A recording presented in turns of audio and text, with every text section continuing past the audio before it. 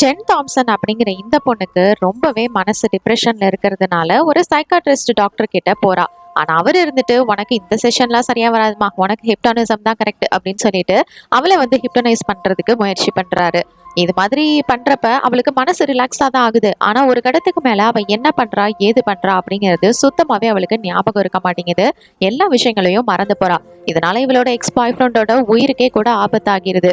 இதனால இந்த டாக்டர் தான் இதுக்கு காரணமா இருக்குமோ அப்படின்னு சொல்லிட்டு அவரை பத்தி ரிசர்ச் பண்ணி பாக்குறா.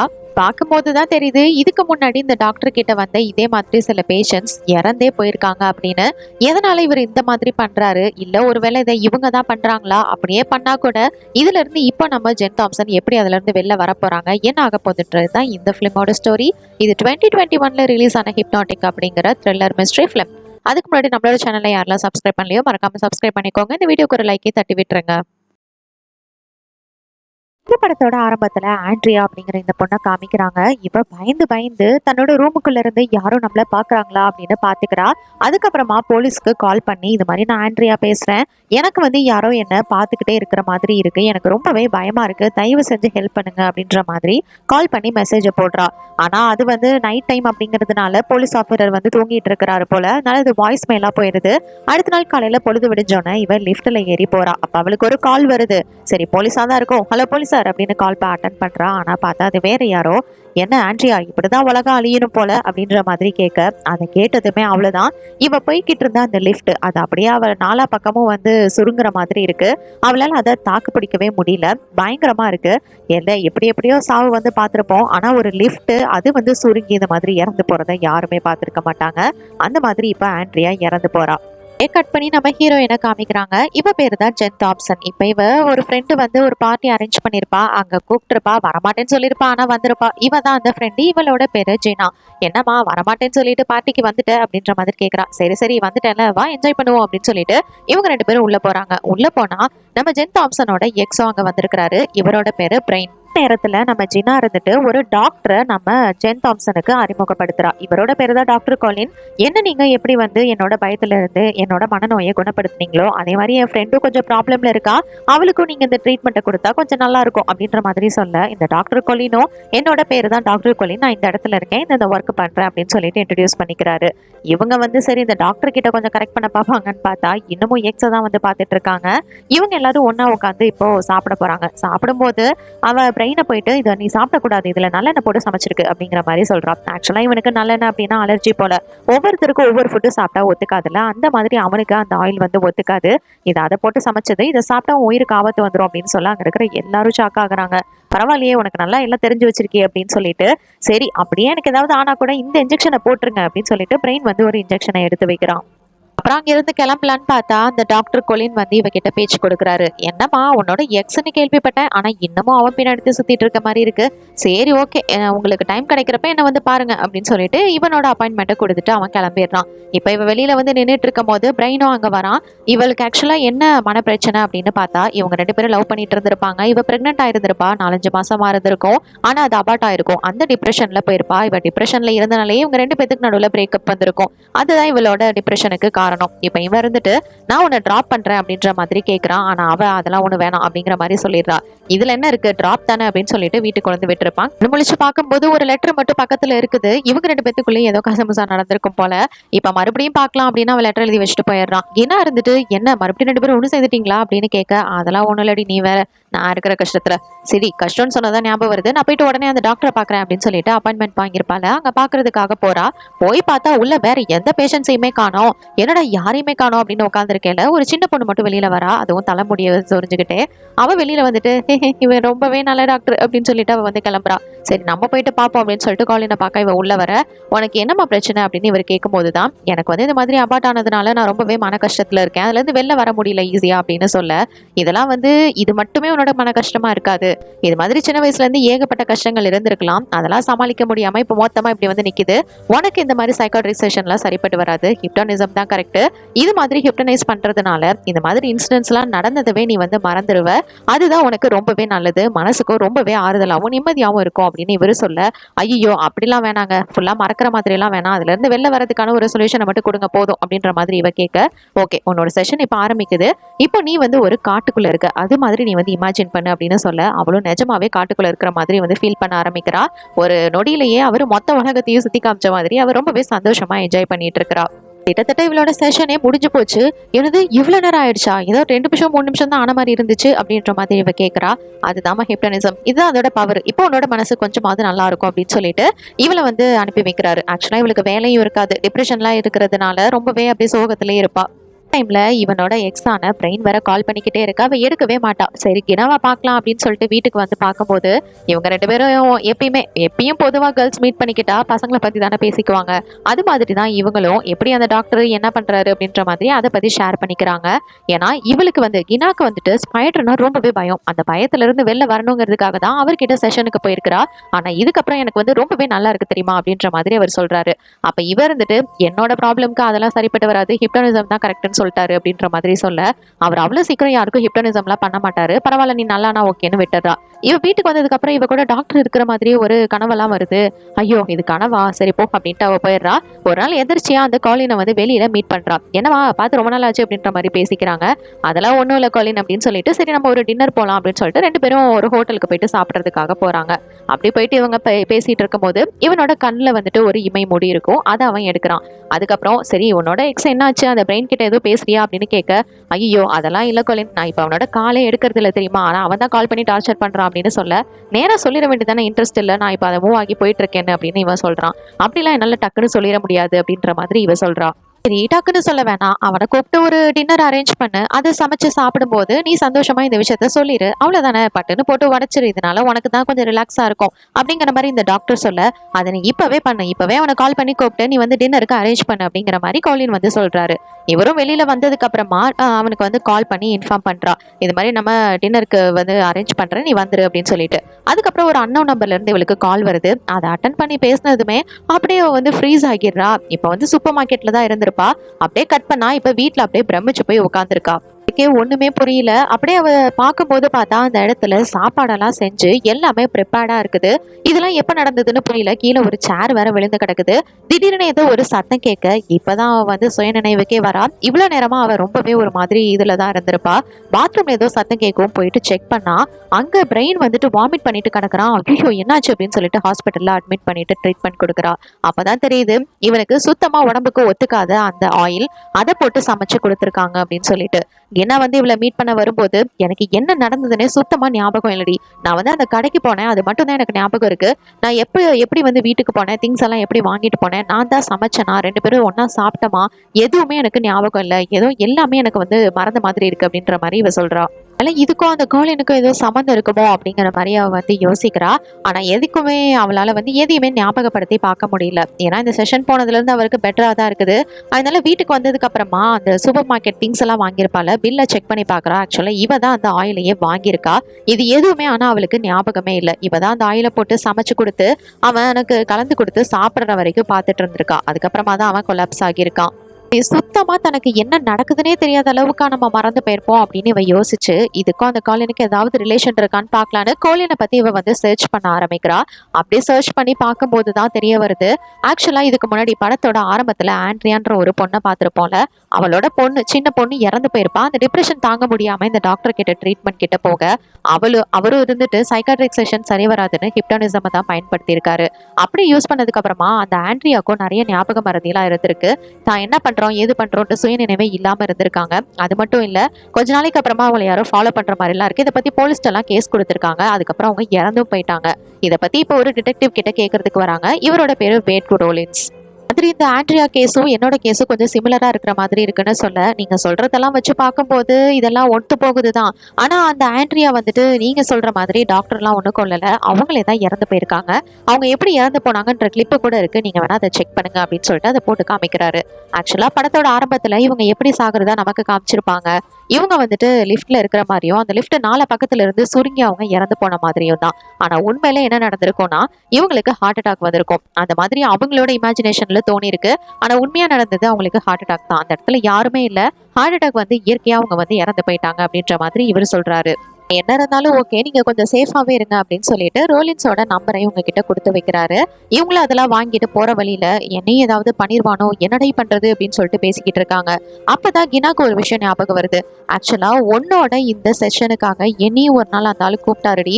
கூப்பிட்டுட்டு எனக்கும் ஹிப்டனைஸ் பண்ணணும்னு சொன்னாரு. ஐயோ, என்ன பண்ணி தொலைச்சாரோ தெரியலையே, இப்ப நானும் அந்த ஆளோட இதுல சிக்கிட்டேனா அப்படின்ற மாதிரி இவ பயப்படுறா. அதெல்லாம் ஒன்றும் பயப்படாத, ஒன்றும் ஆகாது அப்படின்னு சொல்லிட்டு இவ தான் வந்து அவளை கன்வின்ஸ் பண்றா. எப்படியாவது அவர் என்னதான் பண்றாரு நம்ம தெரிஞ்சுக்கிட்டு அதை தடுக்க முயற்சி பண்ணலாம். அதனால நீ தைரியமா இரு அப்படின்னு அனுப்பி வைக்கலாம். இப்ப அடுத்த செஷன் இவ போய் ஆகணும். அப்படி போறதுக்கு முன்னாடி அவர் என்னதான் பண்றாரு அப்படின்றத ரெக்கார்ட் பண்ணலான்னு போன்ல பேக்ல வந்துட்டு ரெக்கார்ட்ல போட்டுட்டு வச்சிடறா. இப்ப இவளை வந்து ஹிப்டனைஸ் பண்ண ஆரம்பிக்கிறாரு.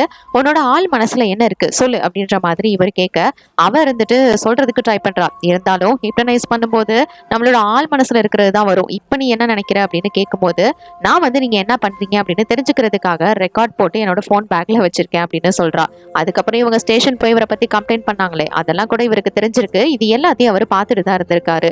இப்ப இவர் வந்து ரெக்கார்டை செக் பண்ணும்போது அது வரைக்கும் தான் இருக்கு, அதுக்கு மேல எதுவுமே இல்லை. ஒரு பக்கம் இந்த டிடெக்டிவ் ரோலன்ஸ் அவர் இருந்துட்டு இதுக்கு ரிலேட்டடா ஏதாவது கேஸ் கிடைக்குமா அப்படின்னு சொல்லிட்டு செக் பண்றாரு. அப்படி செக் பண்ணும்போது பார்த்தா இவருக்கு பயங்கர ஷாக்கிங்கான இன்ஃபர்மேஷன்ஸ் எல்லாம் கிடைக்குது. ஆக்சுவலா இதுக்கு சிமிலரா இதே மாதிரி வந்து நடந்திருக்கு. அது மட்டும் இல்ல, இறந்து போன பெண்கள் இவங்க 3 பேருமே பாக்குறதுக்கு கிட்டத்தட்ட ஒரே ஜாடையில தான் இருக்கிறாங்க. கண்டிப்பா இதுக்கு வந்து ஏதோ ஒரு லிங்க் இருக்கு. அவன் எல்லா பொண்ணுங்களையும் இந்த மாதிரி ஹிப்டனைஸ் பண்ணி கொள்றது இல்ல, ஏதோ ஒரு சம்பந்தத்தினாலதான் இந்த மாதிரி பண்ணிட்டு இருக்கான் அப்படின்னு சொல்லிட்டு இந்த டிடெக்டிவ் வந்து தெரிஞ்சுக்கிறாரு. இப்போ இவளுக்கு வந்துட்டு ஒரு கால் வருது. அது வேற யாரும் கிடையாது, இவ தான். இது மாதிரி அந்த டாக்டர் காலினுக்கு நம்ம என்ன பண்றோம் ஏது பண்றோம்னு எல்லாமே தெரிஞ்சிருக்கியா, அதனால நீ ரொம்பவே ஜாக்கிரதையா இருக்கணும் புரியுதா அப்படின்னு சொல்லிட்டு இவ சொல்ற ட்ரை பண்றா. ஆனா அவளுக்கு கால் வந்து கனெக்ட் ஆகல, வந்து கட் ஆகிறது. இப்ப வேற ஒரு கால் அன்னோன் நம்பர்ல இருந்து வருது. இவளோட ஹஸ்பண்ட் ஸ்காட் கூட இவ வந்து கார் டிரைவ் பண்ணிட்டு இருக்கா. அப்ப அந்த கால்ல அந்த டாக்டர் காலின் தான். என்னம்மா இதோட இந்த மாதிரி தான் இந்த உலகத்தோட முடிவு இருக்கும் போல அப்படின்னு கேட்க இப்ப இவளோட உடம்புல ஸ்பைடர் ஊடுற மாதிரி இருக்கு. இவளுக்கு ஸ்பைடர்னாலே ரொம்பவே பயம். இதை போக்குறதுக்காக தான் அவ செஷனே போயிருந்திருப்பா. ஆனா அவன் ஏதோ ஒரு ட்ரிக் பண்ணி இப்ப இவளுக்கு இந்த மாதிரி ஆக்கி விட்டுட்டான். இவ உடம்புல ஸ்பைடர் ஊடுற மாதிரி இருக்க அவ கார் ஓட்டுறதுக்கு ரொம்பவே வந்து திணறிக்கிட்டு இருக்கா. திடீர்னு ஆக்சிலரேட்டர் அமுக்க கார் செம ஸ்பீடா போகுது. ஆப்போசிட்ல வந்து ட்ரக்ல மோதி 2 பேருமே காலி. இதை பார்த்த நம்ம ஜென் தாம்சன் அப்படியே கதறி அழுதுட்டு இருக்கிறா. ஒரு பக்கம் இந்த டிடெக்டிவ் ரோலின்ஸ் அந்த டாக்டர் காலினை பார்த்துட்டு இதை பாரு, நீ ஏதோ ஒண்ணு தப்பா பண்ணிக்கிட்டு இருக்க, நான் உன்னை வாட்ச் பண்ணிட்டு தான் இருக்கேன், என்னைக்காவது நீ மாட்டுவ அப்படின்னு சொல்லிட்டு போறாரு. ராவியூஸ் காட்டி இழந்த சோகத்துல ஜென் வந்து அப்படியே படுத்துட்டு இருக்க. இப்ப ரோலின்ஸ் வந்துட்டு இதை பாரு, அந்த ஆளை பத்தின கேஸ் ஸ்டடி நான் வந்து பண்ணிருக்கேன், இதுதான் அதோட இன்ஃபர்மேஷன், எப்படினாலும் அவன் உன்ன வருவான் உன்கிட்ட, அதனால நீ கொஞ்சம் ஜாக்கிரதையாவே இரு அப்படின்னு சொல்லிட்டு இவர் வந்து போறாரு. இன்ஃபர்மேஷன் வரைக்கும் இவ வெயிட் பண்ணிட்டு இருக்கிறா. போனோன மனுஷி கதவு போட்டாம திறந்தே வைக்க இந்த நேரத்துல அந்த கோலின் உள்ள வந்துடுறாரு. இவனை பத்தின அந்த கேஸ் ஸ்டடி டீடைல்ஸ் எல்லாம் வேற உள்ளதா இருக்கும். அதை பாத்துக்கிட்டு இருக்கேல அவ வந்து வந்துடுறான். இப்ப கதவை லாக் பண்ண ட்ரை பண்றா, இருந்தாலும் முடியல. உள்ள வந்துடுறான். இவ ஓடுறதுக்கு ட்ரை பண்ணும் போது நில்லு அப்படின்னு உடனேமே அவன் நின்னுறான். உனக்கு என்னதான் பிரச்சனை, நீ ஏன் என்கிட்ட வந்து இப்படி எல்லாம் நடந்துக்கிற, எந்த விதத்துல நான் வந்து உனக்கு குறை வச்சேன், எதை வித நீ வச்சு சந்தேகப்படுற அப்படிங்கிற மாதிரி கேட்கறான். உனக்கு பிரச்சனை, நீயாவே என்கிட்ட வந்த, அதை நான் வந்து உனக்கு சரிதானே பண்ணேன், அதுக்கு தான் நீ இந்த மாதிரிலாம் பண்ணிட்டு இருக்கியா, நீ வந்து நல்லா இருக்கணும்னு தான் நான் நினைக்கிறேன், உனக்கு எது தேவை எது தேவையில்லைன்னு எனக்கு தெரியும், உனக்கு நிச்சயமா அந்த ஸ்காட்டும் சரி அந்த கினாவும் சரி தேவையில்லை, அதனாலதான் அவங்கள முடிச்சு விட்டேன். இப்போ இந்த டிடெக்டிவ் ரோலின்ஸ் அவனும் உனக்கு தேவையில்லை, அடுத்து அவனையும் முடிச்சிருவேன், நீயும் நானும் ரொம்பவே ரிலாக்ஸா சந்தோஷமா இருக்கலாம் அப்படிங்கிற மாதிரி அவன் சொல்லிட்டு இருக்கான்.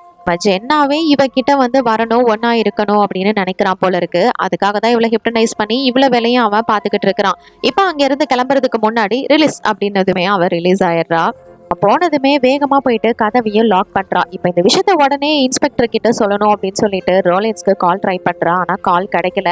இவன் வீட்டுக்கு வந்ததுமே கொஞ்சம் சாப்பிடலான்னு ட்ரை பண்ணும்போது பார்த்தா இவனை பார்க்க வர பேஷண்ட்ல சில சைக்கோ பேஷண்ட்லாம் இருக்கும்ல, அதை ட்ரிகர் பண்ணி இவனை கொலை பண்றதுக்கு அனுப்பி வச்சிருக்கிறான். ஒரு பொண்ணு வந்து நம்ம ரோலின்ஸை கொலை பண்றதுக்கு ட்ரை பண்ணிட்டு இருக்கா.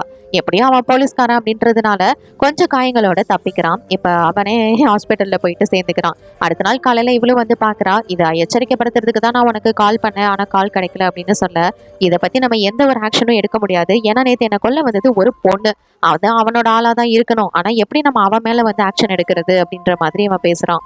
மட்டும் இல்ல, அந்த ஆண்ட்ரியா கேஸும் சரி மற்ற 2 சிமிலர் கேசஸும் சரி அவன் மேல எந்த ஒரு சந்தேகமும் கிடையாது, எந்த ஒரு ஆக்ஷனும் எடுக்க முடியாது அப்படின்னு பேசிக்கிட்டு இருக்காங்க. அதுக்கப்புறம் இவ போயிட்டு பிரெயினை போயிட்டு பாக்குறா. அவன் என்ன கோமால தான் இருக்கான், உனக்கு எல்லாம் சரியாயிரும் அப்படின்னு சொல்லிட்டு. இப்ப இந்த இடத்துல போலீஸ் டிபார்ட்மெண்ட்லயும் இதே மாதிரி வந்து ஹிப்னாட்டிசம் பண்ற ஸ்பெஷலிஸ்ட் எல்லாம் இருப்பாங்க. அந்த மாதிரியான ஒரு டாக்டர், இவங்க பேரு ஸ்டெல்லா. இவங்கள பாக்குறதுக்காக இவ வந்திருக்கா. சரி, உனக்கு இதெல்லாம் பிரச்சனை அப்படிங்கறத சொல்லிட்டேன். அந்த ஆளு உன்னை ஹிப்னடைஸ் பண்ணி வச்சிருக்காரு. ஆனா இதை சரி பண்ணணும்னா நானும் உன்னை ஹிப்னடைஸ் பண்ணாதான் முடியும் அப்படின்னு சொல்லிட்டு இவங்க ஹிப்னடைஸ் பண்ண ட்ரை பண்றாங்க. ஏன்னா அப்பதான் அவன் என்ன பண்ணி வச்சிருக்கான்னு பார்க்க முடியும். ஆக்சுவலா இந்த மாதிரி ஹிப்னடைஸ் பண்ணும்போது தான் இவங்களுக்கு ஒரு விஷயம் தெரிய வருது.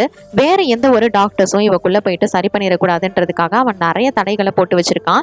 இது பண்ணும்போது இவளுக்கு வந்து சில விஷயங்கள்லாம் ஞாபகத்துக்கு வருது. அவன் கீச்சைன் போட்டு விடுற மாதிரி அதுல ஒரு டேட் இருக்கு. இவங்க ரெண்டு பேருமே ஒருத்தர் ஒருத்தர் ரொமான்ஸா பாத்துக்கிறாங்க. காட்டுக்குள்ள அதுவும் ஒரு வீடு. இது மாதிரி சில இன்ஃபர்மேஷன் அவளுக்கு தெரிய வருது. திடீர்னு பார்த்தா பலிப் வர வந்துருது. எப்படியோ அந்த டாக்டர் இவளை அந்த இடத்துல இருந்து காப்பாத்திடுறாங்க. அதான் இந்த டாக்டர் ஒரு அதிர்ச்சியான விஷயத்த நம்ம ஜென் கிட்ட சொல்றாங்க. அது என்னன்னா, ஆக்சுவலா அவன் வந்து இந்த மாதிரி ஹிப்டனைஸ் பண்ணி உன்னை நிறைய ட்ரிகர் பண்ணி வச்சிருக்கான். இதனால என்னால உன்னை ஹிப்டனைஸ் பண்ண முடியல. என்ன மாதிரி எந்த ஸ்பெஷலிஸ்டாலையும் சரி இதை சரி பண்ண முடியாது. அப்படி அதை மீறி நான் பண்ண நினைச்சா உன்னோட உயிருக்கே அது ஆபத்தாயிரும் அப்படின்ற மாதிரி இவங்க சொல்றாங்க. இதுக்கானா அப்படியே விட முடியாது, இதுக்கு வேற ஒரு வழி இருக்கு அப்படின்னு சொல்லிட்டு இன்னொரு ஐடியாவையும் சொல்றாங்க. ஏன்னா அவன் வந்து உன்கிட்ட என்னென்ன மாதிரியான விஷயங்களை போட்டு வச்சிருக்கான், எதை சொல்லி உனக்கு ஹிப்டனைஸ் பண்ணிருக்கான்றது எனக்கு தெரியல. ஆனா இதனாலவே நீ வந்து எது நிஜம் எது வந்து பொய் அப்படின்றது தெரியாம அந்த இதுல வந்து தெரிஞ்சிட்டு இருக்கிற. இதுக்கான சொல்யூஷன் என்ன அப்படின்னா, உனக்கு வந்து நானும் இதே மாதிரி ஹிப்டனைஸ் பண்ணி ஆகணும். ஆனா அது அவன் போட்டு வச்சிருக்கிற அந்த தடையை வச்சே நான் பண்றேன் அப்படின்னு சொல்றாங்க. ஏன்னா அவன் என்னென்ன மாதிரி வந்து இது உங்களுக்குள்ள ஹிப்டனைஸ் பண்ணிருக்கான்றது தெரியல. அவன் உன்னை செல்லும் அப்படின்னு சொல்றதா கூப்பிடுறதா சொன்ன அந்த வார்த்தையை நீ திருப்பி கேட்ட அப்படின்னா கொஞ்ச நேரத்துக்கு உன்னால வந்து அதுல இருந்து வெளியில வர முடியும், நெச்சத்தை பார்க்க முடியும். அதை வச்சு நீ வந்து எஸ்கேப் ஆயிரு அப்படின்ற மாதிரி இவளுக்குள்ள அதை வந்து போட்டு விட்டுறாங்க. இவளோட செஷன் முடிஞ்சதுக்கு அப்புறமா வீட்டுக்கு போறா. வீட்டுக்கு போயிட்டு இவளோட அந்த ஹிப்னனைசேஷன் செஷன்ல பார்த்திருப்பால சில விஷன்ஸ், அதை பத்தி நெட்ல சர்ச் பண்ணி பாக்குறா. பார்த்தா அது டாக்டர் சேவியர் அப்படின்றவரை பத்தின இன்ஃபர்மேஷன் தான் வருது. ஆக்சுவலா இவர் வந்து ஹிப்னனைஸ் பண்றதுல ரொம்பவே ஸ்பெஷலிஸ்ட். வார் பீரியடு அந்த மாதிரி போரெல்லாம் போயிட்டு இருந்தப்போ எதிரிங்களெல்லாம் பிடிச்சிட்டு வந்து அவங்கள ஹிப்னனைஸ் பண்ணி அவங்களோட மனசுல இவர் வந்து வேற ஒரு சில விஷயங்கள் எல்லாம் புதைச்சு இந்த மாதிரிலாம் நிறைய விஷயங்கள் பண்ணியிருக்காரு. இது வந்து பெருசா வெளியில யாருக்கும் தெரியறது இல்ல. சும்மா ஒரு 2-3 ரிப்போர்ட்டர்ஸ்க்கு தெரிஞ்சதை வச்சு எழுதியிருக்கிறாங்க. இந்த இன்ஃபர்மேஷனை இவ தெரிஞ்சுக்கிறா. ஆக்சுவலா இவர் தான் அந்த கோலினோட குருவே. இதை அந்த காலின் சொல்லியிருந்திருப்பான். அதனால இவரை போயிட்டு பார்த்து அவனை எப்படி கண்ட்ரோல் பண்றதுன்னு கத்துக்கலாம் அப்படின்னு சொல்லிட்டு அவரை பார்க்கறதுக்காக அந்த இடத்துக்கு வந்து அவ போறா.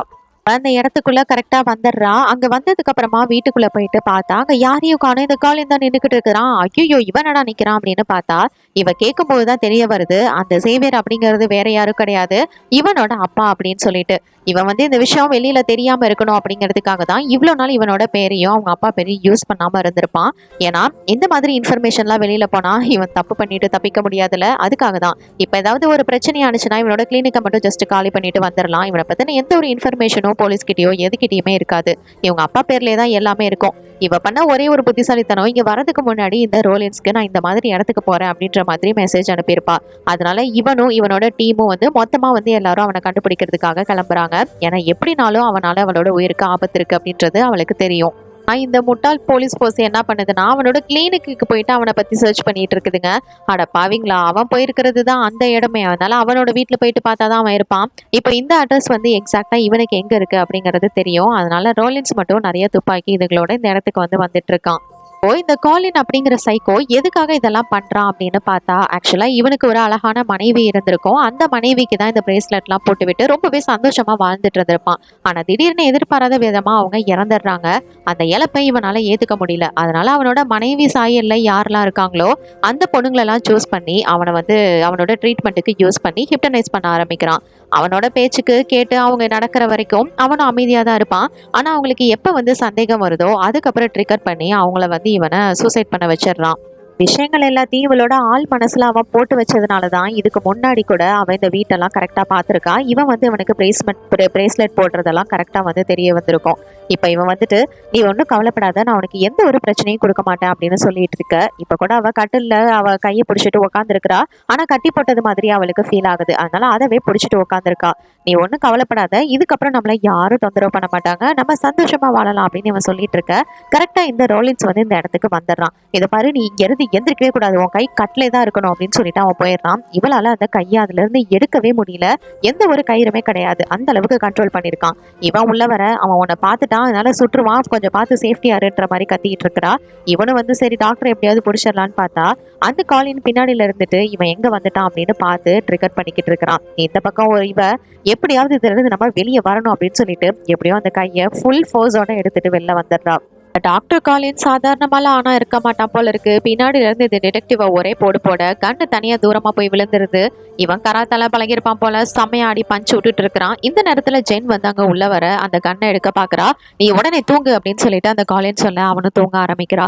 இப்ப முழுமையா அவ இன்னும் தூங்க ஆரம்பிக்கல, கொஞ்சம் தூக்கத்துல அரை தூக்கத்துல இருக்கிறா. அதனால அந்த கண்ணை எடுத்து எப்படியாவது அந்த காலினை ஷூட் பண்ணணும்னு ட்ரை பண்றா. இவன் இருந்துட்டு அந்த டிடெக்டிவை எப்படியாவது போட்டு தள்ளணும்னு பாத்துக்கிட்டு இருக்கான். அந்த டிடெக்டிவும் எப்படியாவது சுற்று பரவாயில்ல அப்படின்னு சொல்ல இவ கடைசியா தூங்குறதுக்கு ஒரு நிமிஷத்துக்கு முன்னாடி சுட்டுறா. ஆனா யார சுட்டான்னு தெரியல. இப்ப கண்ணு முழிச்சு பார்க்கும்போது அந்த டிடெக்டிவ் தான் இவ பக்கத்துல இருக்கிறாரு. ஒண்ணும் இல்ல பயப்படாத அப்படின்னு சொல்ல அந்த காலின் என்னானா அப்படின்னு கேட்க அவனை வந்து நீ சுட்டுட்ட, அவன் செத்துட்டான், அதனால இதுக்கப்புறம் எந்த ஒரு பிரச்சனையும் இல்ல, நீ கொஞ்சம் ரிலாக்ஸ் ஆறு, அமைதியா இருச்செல்லாம், ஒண்ணும் இல்ல அப்படின்னு சொல்ல செல்லம் அப்படின்ற வார்த்தையை கேட்டதுமே இவளுக்கு தெரிஞ்சிருச்சு நம்ம வந்து ரியாலிட்டியில இல்ல அப்படின்னு சொல்லிட்டு. சோ அதுல இருந்து வெளியில வரா. இந்த டாக்டர் ஸ்டாலின் வந்து இதுக்கு தான் ஹெல்ப் பண்ணிருப்பாங்க. அவங்க அந்த மாதிரி ஹெல்ப் பண்ணதுனால நல்ல வேலையா இவன் செல்லோன்னு சொன்னதுமே அவ அதுல இருந்து வெளில வந்துடுறா. நீயா நாய் அப்படின்னு சொல்லிட்டு காலில் ஒரே கிக்கு தான், கிக்கு விட்டுட்டு ஓடி வந்து பார்க்க இங்க அந்த ராலின்ஸ்க்கு வந்து குண்டடி பட்டிருக்கோம். ஐயோ என்னாச்சு உங்களுக்கு, எந்திரிங்க அப்படின்னு சொல்லிட்டு அவனும் வந்து கொஞ்சம் அரை மயக்கத்துல தான் இருப்பான். நீ தான் என்ன சுட்டுட்டியே அப்படின்னு சொல்லிட்டு அவன் சொல்லிட்டு இருக்க. என்னோட முட்டியில துப்பாக்கி துப்பாக்கி அப்படிம்பான். அப்பதான் ஜஸ்ட் மிஸ்ல கரெக்டா அவனோட முட்டியில வந்து ஒரு கன் வச்சிருந்திருப்பான். அதை எடுத்து அங்க வந்து அந்த காலினை பட்டு பட்டுன்னு சுட்டுறான். அப்படி சுட்டதுல அந்த காலினை அந்த இடத்துல வந்து இறந்து போறான். அப்புறமா என்ன எல்லாரும் அமைதியான வாழ்க்கையை வாழ்றாங்க. நம்ம ஜெனுக்கும் நல்ல ஒரு வேலை கிடைச்சிருச்சு, நல்ல சம்பளத்துல வேலை பார்த்துட்டு இருக்கிறா. இன்னமும் அவளோட பிரெயினை போயிட்டு பார்த்துட்டு இருக்கிறா. உனக்கு ஒன்றும் இல்லை, சீக்கிரமா சரியாயிருவேன், உன்னோட ரிசல்ட்ஸ் எல்லாம் பாசிட்டிவ்ல தான் இருக்கு அப்படின்னு பேசுறா. அதுக்கப்புறம் என்ன நம்ம ராலின்ஸை போயிட்டு மீட் பண்றா. அவனுக்கு வந்து இப்போ ப்ரொமோஷன்லாம் கிடைச்சிருச்சு. ஏன்னா இந்த மாதிரி ஒரு கேஸை சால்வ் பண்ணி இப்படி ஒரு கொலைகாரனை அவன் கண்டுபிடிச்சிருந்திருக்கான். அதனால அவனுக்கு ப்ரொமோஷன் கிடைச்சிருச்சு. சரி ஓகே, இதுக்கப்புறம் நம்ம எந்த பிரச்சனையும் இல்லாம வாழ்வோம்னு நினைக்கிறேன் அப்படின்னு சொல்லிட்டு உனக்கு நான் வந்து ஒரு கிஃப்ட் கொடுக்க நினைக்கிறேன் அப்படின்னு சொல்லிட்டு ஒரு கிஃப்ட்டை வந்து கொடுக்குறான். சரி என்னவா இருக்கும் அப்படின்னு சொல்லிட்டு இவளும் வெளில போயிட்டு அதை ஓபன் பண்ணி பார்த்தா தன்னை தானே ஹிப்னடைஸ் பண்ணிக்கிறது எப்படி அப்படிங்கிறது மாதிரியான ஒரு ரெக்கார்டிங் தான் அது. ஏதாவது மனசுல பிரச்சனை அப்படின்னா இதுக்கப்புறம் ஒன்னு நீயே ஹிப்னடைஸ் பண்ணிக்கோ, வெளியில யார்ட்டையும் போக தேவையில்லை அப்படிங்கிற மாதிரி இந்த கிஃப்ட்டை வந்து அவர் கொடுத்துருப்பாரு. நம்மளே மனசுல நிம்மதி இல்லாமலும் 1008 பிரச்சனையோட சுத்திக்கிட்டு இருக்கோம். இதுக்கு ஒரு தீர்வு கேட்கறதுக்கு தான் இவனுங்க கிட்ட போனா இவனுங்க இருந்துட்டு இந்த மாதிரி பயன்படுத்தி இப்படி நம்மள மொத்தமா மென்டல் ஆக்கிடுறானுங்க. எப்படியோ நல்ல வேலையா நம்ம ஜென் தாம்சன் அதை கண்டுபிடிச்சு அந்த டாக்டர் காலினையும் போட்டு தள்ளிடுறா. இதனாலாம் அவன் மட்டும் உயிரோட இருந்தானா இன்னும் அவனோட ஒய்ஃப் சாயல்ல இருக்கிற எத்தனை பொண்ணுங்களை இது மாதிரி பண்ணிருப்பானோ. இதோட அந்த படத்தோட கதை முடியுது.